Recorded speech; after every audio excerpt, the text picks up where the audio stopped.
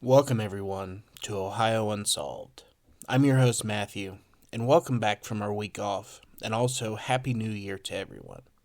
I'm really hoping to do some major expanding this year, and we're going to start today. Please, everyone, if you could, share this podcast with all of your friends and family that enjoy true crime and paranormal stories. I can't grow the show without all of your help.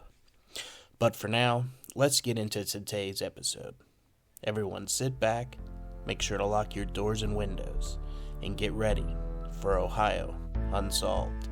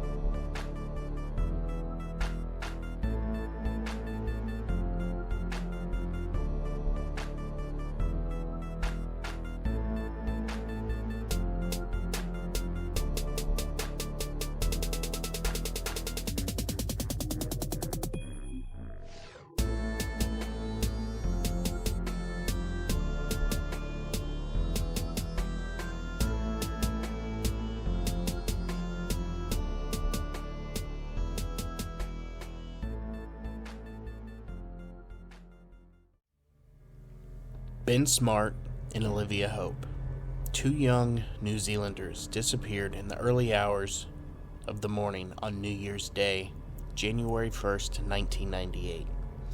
The two friends had been celebrating on New Year's Eve at Furnex Lodge in the Marlborough Sounds with other partygoers. The pair accepted an offer from a stranger to stay aboard his yacht in the early hours of the morning, and it was the last time that they were seen alive. The disappearance of the duo sparked one of the most publicized and controversial investigations in New Zealand's history. After a month of investigation, the police arrested Scott Watson, a resident of Picton. At trial, he was found guilty of murder and sentenced to life in prison with a minimum non-parole period of 17 years. The police investigation and subsequent trial generated considerable media attention and public debate.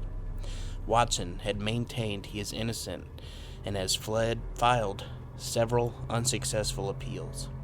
In June of 2020, it was announced that his case would be referred back to New Zealand's Court of Appeal.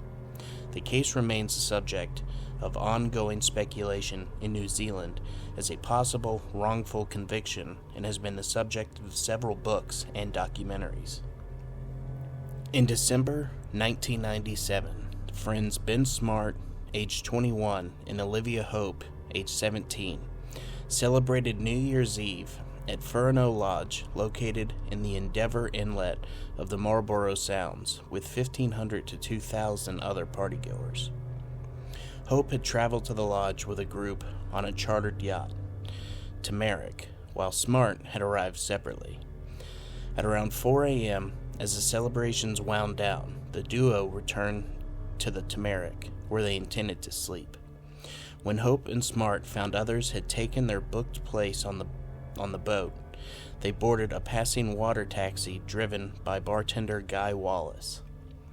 At the time, Wallace had 3 other passengers on board: Hayden Morrissey, Sarah Dyer, and an unidentified man who had become crucial to the police investigation. The unidentified man offered the pair a place to sleep on what he said was his yacht. Wallace let Smart and Hope off with this man at the yacht and then dropped off the 2 other passengers at their bach. This was the last time Smart and Hope were seen alive. Ben Smart and Olivia Hope were reported missing on January 2, 1998. Initially, the Blenheim police treated the investigation as a missing persons case, but it soon became apparent that the disappearance was suspicious and out of character for the duo. Detective Inspector Rob Pope was appointed to take charge of the investigation on January 5th, and a mix of police staff from across the country joined the investigation, which became a homicide case codenamed Operation Tam. The investigation featured requests for information from the public, significant numbers of interviews across the country, and months of extensive searches of the waters surrounding the Endeavour Inlet. Despite this, no bodies were ever found. In his police statements on the 3rd and 5th of January, Guy Wallace, the driver of the water taxi, described the unknown man with whom Hope and Smart left his water taxi as having 2 days' growth on his face, possibly had arm tattoos, a wiry build, 5'9", short, dark, wavy hair, being scruffy in appearance, and wearing a Levi shirt with jeans. Wallace maintained that the man on his taxi was the same man he and other staff had served in the lounge bar earlier in the evening. Wallace was subsequently shown 2 photographs of Watson in montages when he was interviewed by police on January 9th, but he said that he did not recognize anyone in the photographs. Police then changed the photo of Watson in the montage using a different one in which he had his eyes half closed. This became known as the blink photo. On April 20th, 1998, Wallace was shown a new montage, known as Montage B, containing the blink photo. Not realizing this was Watson, Wallace said this could be the, quote, mystery man on the boat, but said that while the eyes were the same as the man he had seen on the night, the hair of the man in the photograph was too short and his appearance was generally too tidy. After the trial, Wallace was adamant that the police misled him over the photo and said that he believed Watson was innocent and he had inadvertently contributed to the incarceration of an innocent man. He maintained this position in multiple interviews and in an affidavit until his death in March of 2021. Rosalind McNeely, who was a bar manager at Furno Lodge on New Year's Eve, also identified Watson from the blink photo. Once she saw a picture of Watson taken that night showing him to have been clean-shaven, she also recanted and signed an affidavit stating that she had made a mistake identifying him. Wallace said that he felt tremendous pressure from police and the media during the investigation. He was interrogated by the detectives from Christchurch CIB, who initially suggested that he was somehow responsible for the disappearance of the teenagers. As a result of accusations against him by the police, some locals began treating him with suspicion. People he knew began to think that he was guilty and shunned him. He said that in the initial stages of the investigation, the police were desperate to arrest someone, and it could have easily been him. He said, "I know in my heart of hearts, if he wasn't in there, I would be doing time. It's just that simple." Wallace told the police and the media that he had dropped Smart and Hope off at a wooden ketch, which is a boat with 2 masts. On January 3rd, 1998, Wallace drew a sketch for police of what he thought the boat he dropped the duo onto looked like. He drew a yacht with 2 masts and wrote 38 to 40 foot ketch on the drawing, underlining the word ketch twice. He described the ketch as well-maintained, built of timber with a thick blue stripe on the hull and several round portholes with brass surrounds. He also said that it was rafted in a group of between 3 and 5 other vessels. The police seized Watson's sloop, Blade, on January 12th, to the surprise of many following the case. Compared to the descriptions of the mystery ketch, Blade was small, had a steel hull, no portholes, no blue strip, and had only 1 mast. The police analyzed thousands of photos taken on New Year's Eve and interviewed all of the boat skippers, but were unable to corroborate Wallace's reports of a boat in the Endeavour Inlet that night or find any of the 3 to 5 vessels that it was rafted to. However, in the following weeks, there were a number of sightings of two masted ketch in the Marlborough Sounds area reported to the police, including one account from a former police officer with 40 years' experience. A number of witnesses who came forward with sightings of a boat were either told their information was not wanted or their statements were not followed up. Former detective Mike Chappell, who worked on the case, later claimed officers were told not to follow up on sightings of two masted ketches. Later in the investigation, lead investigator Rob Pope would say that Watson, quote, stood out like dog's balls and had the right sort of agenda and pedigree, apparently referring to his criminal record. Watson had 48 criminal convictions at the time, mainly from when he was a teenager for burglary, theft, cannabis offenses, 2 counts of possessing an offensive weapon, and 1 for assault when he was 16. Watson had been imprisoned for 2 short periods in 1989 and 1990, but had seemingly cleaned up his act in his 20s, having just 1 conviction in the 8 years leading up to 1998. Watson was being interviewed by Detective Tom Fitzgerald on January 12th when police seized Blade and executed search warrants on the homes of his parents and sister. During the interview, 1 week into the investigation, Fitzgerald made it clear that police considered Watson their main suspect. Rumors about the Watson family began to swirl in the small town of Picton, as well as in national media. Later, Watson would accuse police of influencing media coverage of the case, suggesting they leaked rumors to reporters that his family were criminals, that he was a guilty man, and that he had an incestuous relationship with his sister. Gerald Hope, Olivia's father, also asserted that the police deliberately leaked details of Watson's criminal history and were responsible for the unsubstantiated suggestions of incest. Watson also alleged that police followed and intimidated members of his family. Police obtained warrants to tap the phone lines of Watson and his family from February until his arrest in an investigation known as Operation Celt. Police recorded 70-plus hours of conversations, and during that time they regularly fed Watson's former girlfriend questions to ask, hoping he would incriminate himself. Watson was described by a police representative as smug during these conversations, but never said anything to indicate that he was involved. Prior to his arrest, the media were free to report police comments and actions, which demonstrated that Watson was the prime suspect, without fear of jeopardizing a fair trial. They arrested him on June 15, 1998. 6 months after his yacht was pulled from the water in full view of bystanders and media. According to journalist Mike White, during this 6-month period, police allowed unsubstantiated gossip about Watson's family to circulate, including rumors was that Watson was sleeping with his sister. In an interview with Paul Henry, Mike White agreed that the media were manipulated and said, "I don't think the media asked enough questions. We were thinking that we had to support the police, and we were doing the right thing by doing that."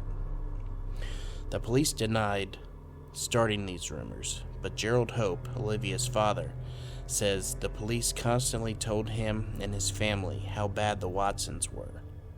Watson was advised by his lawyer not to speak publicly, so the media relied entirely on one-sided comments from the police and the victims' families. When interviewed by Mike White 18 years later, Watson said every comment he'd made was reinterpreted to sound sinister. Every action he'd taken was twisted to seem suspicious. The 11-week trial, which attracted considerable media attention, commenced on June 10, 1999, and concluded when the verdicts were delivered on September 11, 1999. The Crown called approximately 488 witnesses, and the defense called 26. The main plank of the Crown's case was that Watson invited Smart and Hope to sleep on his yacht in the early hours of January 1st, and that this was the last time they were seen. Another water taxi driver, Don Anderson, testified that he dropped Watson at the Blade sometime between 2 and 4 a.m. Some of the occupants of the neighboring boats testified that they were woken up by Watson in the early hours of the morning as he wanted to continue partying. Both the Crown and the defense agreed that this trip took place. The Crown argued late in the trial that Watson returned to shore after Anderson dropped him off at the Blade, but could not say how. This became known as the two-trip theory.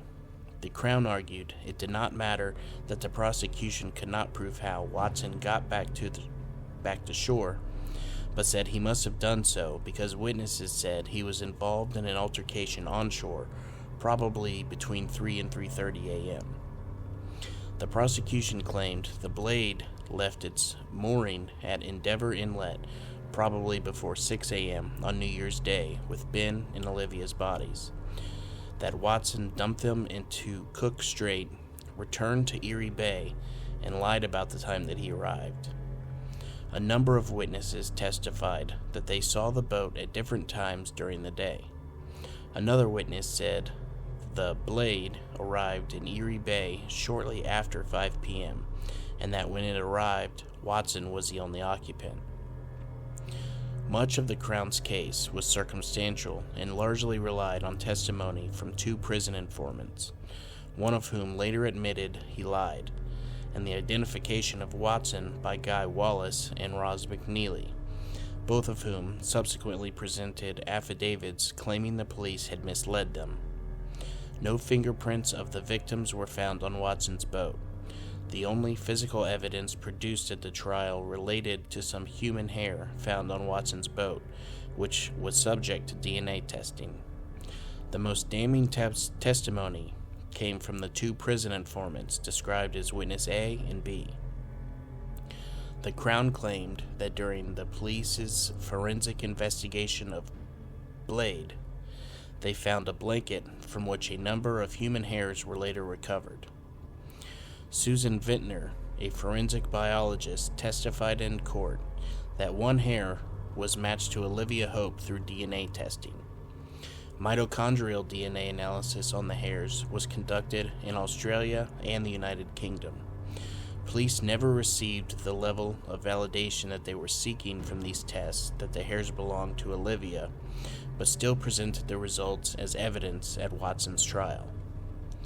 Watson's counsel questioned the chain of custody regarding the hair, suggesting Vintner may have mixed up the hair samples by examining known hair from Olivia on the same table and day as examined the samples taken from the boat.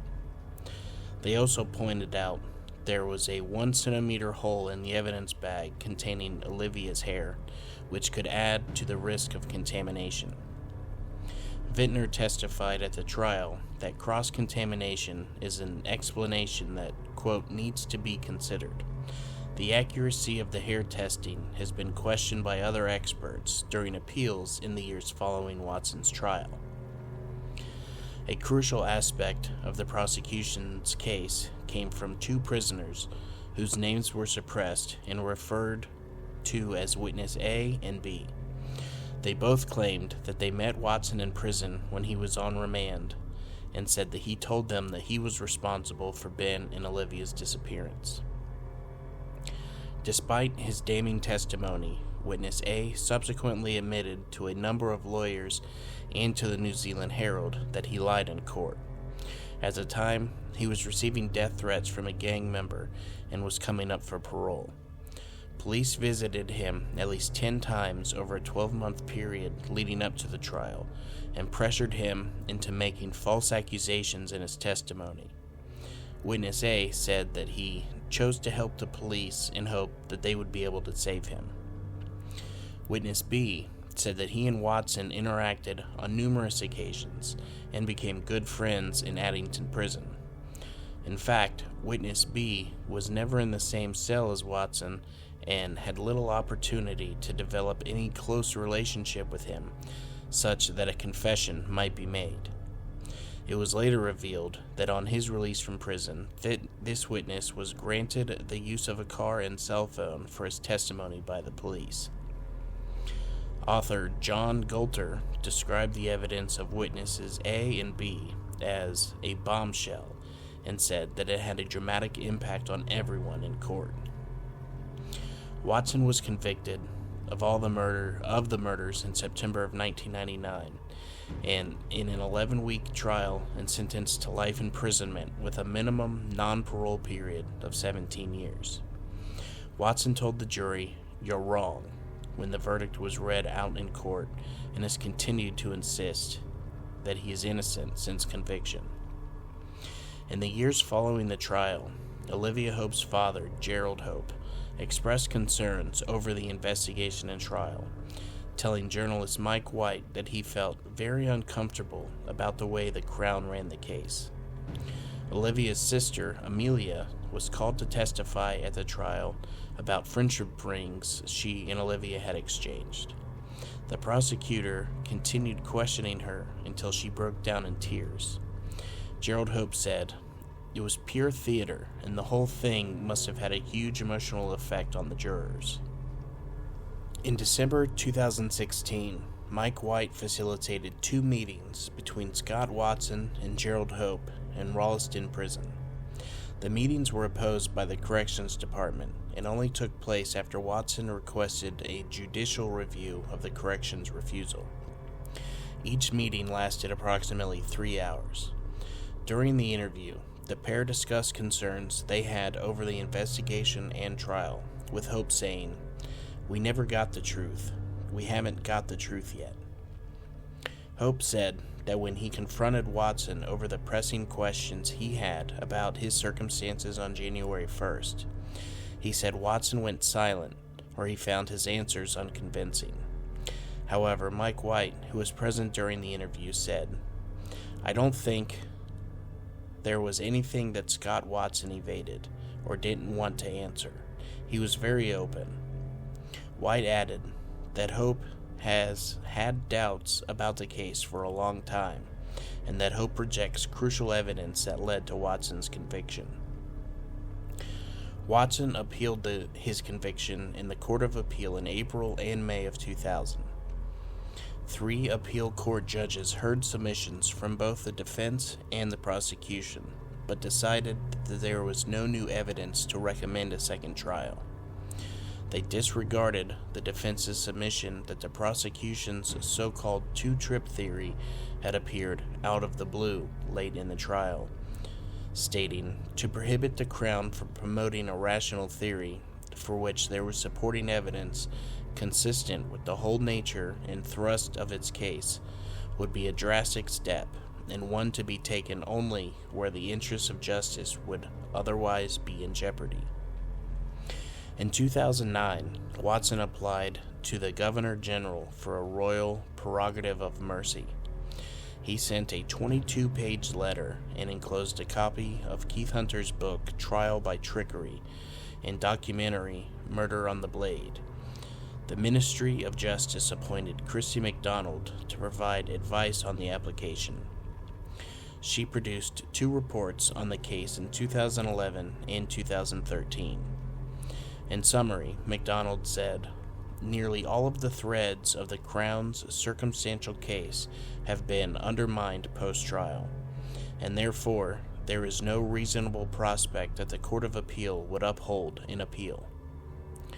In 2010, journalist Keith Hunter and Scott's father, Chris Watson, made a complaint to the Independent Police Conduct Authority about police conduct in the case. The complaint alleged that the head of the inquiry, Inspector Rob Pope, ignored relevant evidence, spread rumors about Scott Watson and his family, swore false affidavits to obtain search warrants, and that the police bought or pressured 2 prisoners into telling lies in court, and that they deliberately or accidentally contaminated the hair samples found on Watson's boat. The report was highly critical of aspects of the investigation, led by present Deputy Commissioner Rob Pope. It states that the photograph montages used by police breached so many rules it, quote, exposed the integrity of the investigation to justifiable criticism and to the drawing of inferences about intention and motivation.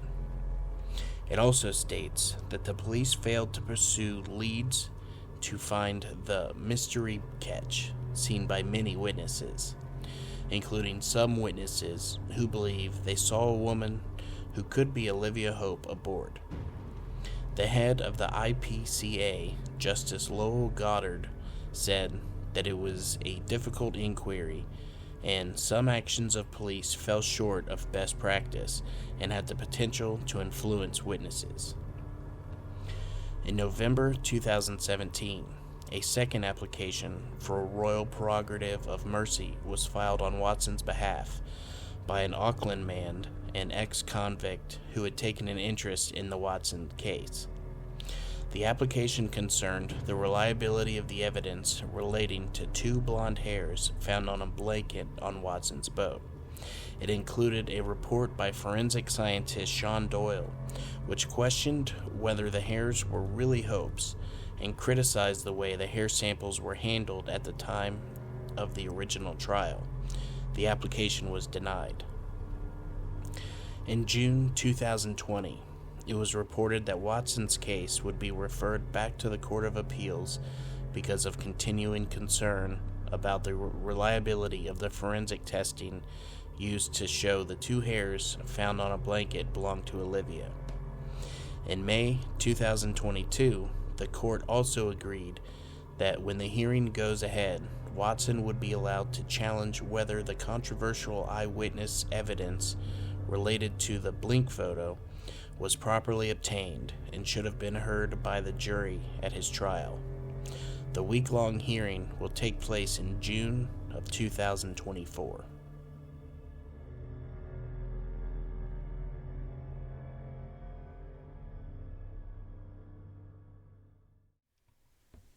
This is a tough one.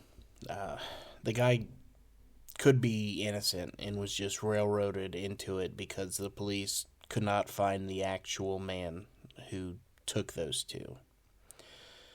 Hopefully the family will get some kind of definitive answer and maybe some real justice will come, but I don't see that happening.